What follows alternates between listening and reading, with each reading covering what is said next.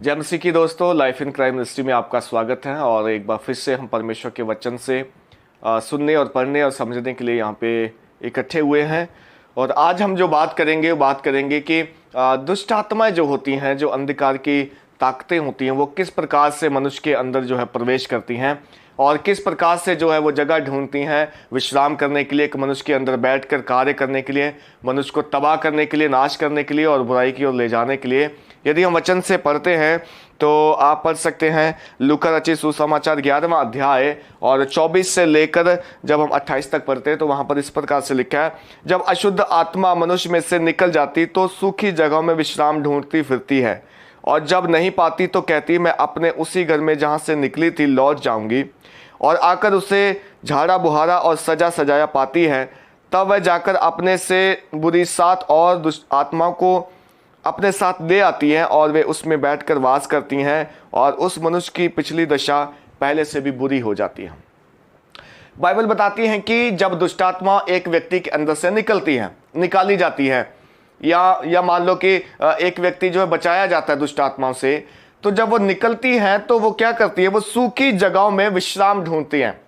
इधर जाएगी, उधर जाएगी, किसी व्यक्ति का शरीर ढूंढेगी, और जिस व्यक्ति का जीवन पाप में है उसको, दुष्टात्मा को वहां पर रहना पसंद आता है। एक्चुअली जो व्यक्ति पाप करता रहता है, पाप में बना रहता है, वो दुष्टात्मा को जगह देता है अपने जीवन में, शरीर में, कि वो आए और विश्राम करें और उस व्यक्ति को जो है कंट्रोल करें, रूल ओवर करें। सो बाइबल बताती है कि वो विश्राम ढूंढती फिरती और जब नहीं पाती तो कहती मैं जहां से निकली वहां चली जाऊंगी। अगर उस दुष्ट आत्मा को कहीं और विश्राम नहीं मिलता तो वो जहां से निकली वहीं जाने की कोशिश करती है। बल्कि क्या होता है, और आकर उसे झाड़ा बुहारा और सजा सजाया पाती है। तब वह जाकर अपने से 7 बुरी और दुष्ट आत्मा को लेके आती है। ध्यान से इस बात को समझने की जरूरत है कि जब दुष्ट आत्मा निकलती हैं वो इधर उधर ढूंढती हैं, और अब मैं कहां जाऊं, अब मैं किसके शरीर में प्रवेश करूं, किस जगह मैं जाके जो है वास करूं। जब उसको कहीं नहीं मिलता तो वापस वहीं आती जहां से निकली है। अब जब निकल गई है तो उस व्यक्ति का जो जीवन है जिसमें से निकली है वो सजा सजाया, झाड़ा बुहारा हुआ, साफ सुथरा पाती है। मान लो एक व्यक्ति ने प्रभु को जान लिया, दुष्ट आत्मा निकल गई, अब वो व्यक्ति जो है मसीह में बढ़ रहा है, वचन सुनता है, संगति करता है, प्रार्थना करता है, और उसका जो शरीर है वो शुद्ध हो गया है। अब वो सजा सजाया है, झाड़ा बुहारा है, अब उसमें दुष्ट आत्मा को प्रवेश करने का मौका नहीं मिल रहा। तब वो क्या करती है, तब वो जाती है और अपने से बुरी 7 और दुष्ट आत्मा को साथ में लेके आती है कि आओ मिलकर जो है प्रवेश करेंगे। और फिर क्या लिखा है, फिर लिखा है तब वह आकर जाकर अपने से बुरी 7 और दुष्ट आत्मा को अपने साथ ले आती और वह उसमें बैठकर वास करती हैं। उस मनुष्य की पिछली दशा पहले से भी जो है बदतर हो जाती है, बुरी हो जाती है। अब यहाँ पे सवाल है कि दुष्ट आत्मा जो है वो एक ऐसी जगह में प्रवेश करती हैं जहां पाप है, बुराई है, जहां व्यक्ति परमेश्वर से दूर है। जिस व्यक्ति का जीवन वचन में नहीं है, प्रार्थना में नहीं है, संगति में नहीं है, जो पवित्र आत्मा नहीं पाया, जो प्रभु का नाम नहीं लेता, जो उद्धार नहीं पाया, वहां दुष्ट आत्मा जो आके रहती हैं, प्रवेश करती हैं।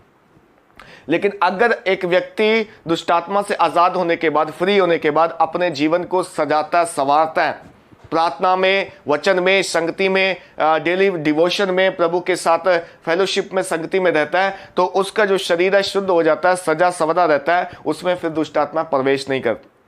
लेकिन कितने ऐसे लोग हैं जो प्रभु को जानने के बाद आज फिर अपने शरीर को जो है पाप में दे देते हैं, बुराई में दे देते हैं, नशे में दे देते हैं, व्यभिचार में दे देते हैं, गलत संगति में दे देते हैं, और ऐसे तमाम वो गलत काम जो बाइबल हमें मना करती करने को, वो करने लग जाते हैं।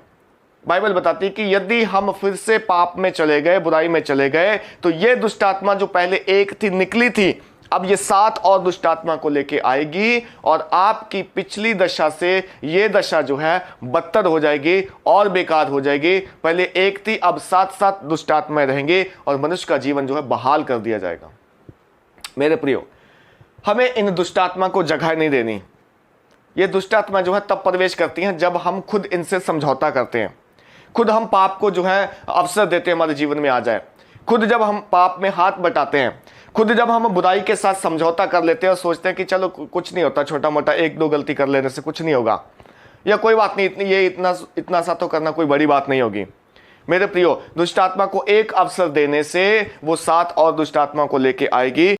सो प्रियो, मेरी ये प्रार्थना है, मेरी आपसे ये निवेदन है, मैं आपको ये कहना चाहता हूं कि हम जब प्रभु को एक बार जान लिया, सच्चाई को जान लिया, हमने विश्वास कर लिया, हम प्रभु के वचन पर विश्वास करने लग गए हैं, तो आओ दोबारा हम पाप के साथ समझौता ना करें। आओ दोबारा अपने जीवन में अवसर ना दें कि दुष्ट आत्मा आए और हम पे रूल ओवर करें, वो दुष्ट आत्मा आए, हमारी दशा जो है बदतर हो जाए। बल्कि जब एक बार हमारे जीवन से प्रभु ने पाप निकाल दिया, हमें क्षमा कर दिया, हमें शुद्ध कर दिया, दुष्ट आत्मा निकल गई, अब हम मसीह में नई सृष्टि हैं, अब हम विश्वास में आगे बढ़ रहे हैं, एक नए जीवन में जी रहे हैं, तो हम प्रयास करें, हम कोशिश करें कि हम प्रभु में बने रहें, उसकी संगति में, उसके वचन में बने रहें, ताकि दुष्ट आत्मा को हमारे जीवन में प्रवेश करने का मौका ना मिले, ताकि इस पाप भरी आत्मा को हमारे जीवन में कोई रास्ता ना मिले, है ना, ये हमारा शरीर इस्तेमाल ना कर पाए, हमारे जीवन में आके हमें बुराई की ओर ना लेके जाने पाए। हम प्रभु से दुआ करें, प्रार्थना करें, प्रभु मैं एक नई सृष्टि हूँ, मेरा शरीर तेरी आत्मा का मंदिर है, पवित्र आत्मा का मंदिर है, इसमें पाप वास नहीं करेगा,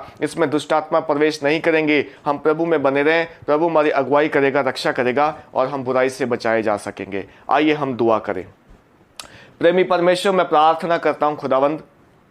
उन तमाम लोगों के लिए परमेश्वर मैं धन्यवाद देता हूं प्रभु, खास करके जिनको प्रभु आपने शुद्ध किया, अशुद्ध आत्मा को निकाला है, बुराई को निकाला है, बुरे स्वभाव को निकाला है, हमारे मन को बदला है और एक नई सृष्टि, मसीह में नई सृष्टि बनाया है। मैं आज दुआ करता हूं परमेश्वर, हर एक सुनने वाला, हर एक देखने वाला प्रभु आज इस बीमारी से, रोगों से, दुष्ट आत्मा से, चाहे वो नशे की हो, व्यभिचार की हो, चाहे वो पाप करने की, चोरी करने की, निंदा करने की, गलत काम करने की, पाप में बने रहने की दुष्ट आत्मा क्यों ना हो, हर एक दुष्ट आत्मा तेरे लोगों के जीवनों को छोड़कर जाए प्रभु, और यीशु के नाम से उनके जीवन सुधरे, सवरे और झाड़े और बुहारे जाए, पवित्र किए जाए तेरे कलाम से और तेरे वचन से। प्रभु लोग संगति में रह के, प्रार्थना में रह के, जीवन यीशु मसीह के साथ चल के लोग पवित्र और शुद्ध रहें। प्रभु जी, मैं प्रार्थना करता हूं कोई भी अवसर ना दे कोई दुष्ट आत्मा को, पाप को, अंधकार को, कोई समझौता ना करे बुराई से, पाप से, नशे से, व्यभिचार से और कोई ऐसे अनजाने पाप से प्रभु जो मनुष्य अक्सर करता है, गिर जाता है, क्योंकि मनुष्य प्रभु जी नहीं समझ पाता इन बातों को। मैं दुआ करता हूं खुदा तेरे लोगों की आंखें खुले, तेरे लोगों का प्रभु जी मन जो है तेरी ओर हो जाए, लोग प्रभु तुझे जाने, पहचाने और लोग इस बात को समझे खुदा कि तूने हमें स्वतंत्र किया, आजाद किया और अब हम पापमय दशा में नहीं है, अब हम जीवित दशा में हैं, अब हम मृतकों में से जी उठे हुए के समान प्रभु तेरी संगति में मिल चुके हैं, जुट गए हैं खुदावंद। अब प्रभु हमारा जीवन हमारा अपना नहीं, तेरा दिया हुआ दान है खुदावंद।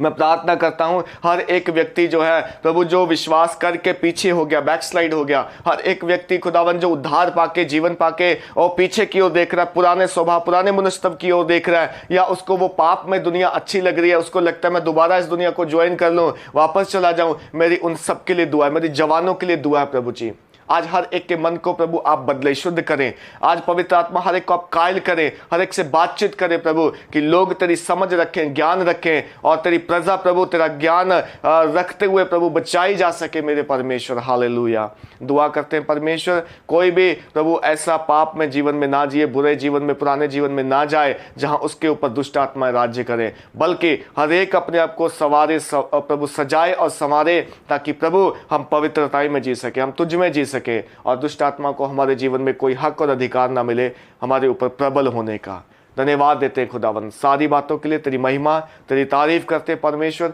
तूने हमारी दुआ को सुना, धन्यवाद। यीशु के नाम से मांगते हैं पिता, आमीन। प्रियो, यदि आज आपने इस वचन को सुना है और मेरे साथ प्रार्थना की है, मैं यकीन मानता हूं परमेश्वर आपके जीवन को बदलेगा। यदि आज आप सोचते हैं कि आपके जीवन में भी कोई ऐसा स्वभाव है, कोई ऐसी बात है, कोई ऐसी गलती दोहरा रहे हैं, आप किसी पाप में बने हुए हैं, आप छोड़ नहीं पाते, आपको लगता है कि ऐसा संभव नहीं है, हो नहीं सकता, तो आप यकीन माने, आप दुआ करें, आप वचन पढ़ें, आप प्रभु से माफ़ी मांगें, आप प्रभु के साथ दोबारा से एक बार आएँ। प्रभु आपको गले लगाएंगे और आपसे प्रेम करते हैं प्रभु आपको क्षमा देंगे और एक बार फिर से पवित्रताई में चलने में मदद करेंगे। आप अपने जीवन से हर एक दुष्ट आत्मा से अपने आप को बचाएं, अपने आप को संवारें, संभालें इस वचन से, प्रार्थना से, ताकि दुष्ट आत्मा को मौका ना मिले। ये दुष्ट आत्मा जब व्यक्ति के अंदर रहती हैं तो व्यक्ति को कुछ नहीं मालूम पड़ता कि वो क्या कर रहा है, क्या हो रहा है, वो दुष्ट आत्मा उसके अंदर से करती हैं और मनुष्य का जीवन जो है वो बर्बादी की ओर चला जाता है, घर खराब हो जाते हैं, परिवार खराब हो जाते हैं और लोग जो है अपने आप को बुराई में दे देते हैं। प्रभु जो है नहीं चाहता कि किसी के साथ ऐसा हो, इसलिए प्रभु कहता है कि तुम पवित्र बने रहो। प्रभु का वचन कहता है कि तुम पवित्र बनो जैसा मैं पवित्र हूं। हम अपने हृदय को, अपने मन को इस वचन से भर लें ताकि किसी भी शैतानी आत्मा का हम पर जोर ना चले। धन्यवाद करते हैं आप सबको, और आप इस वीडियो को शेयर करें, दूसरों तक पहुंचाएं। परमेश्वर आप सबको आशीष दे। जय मसीह की।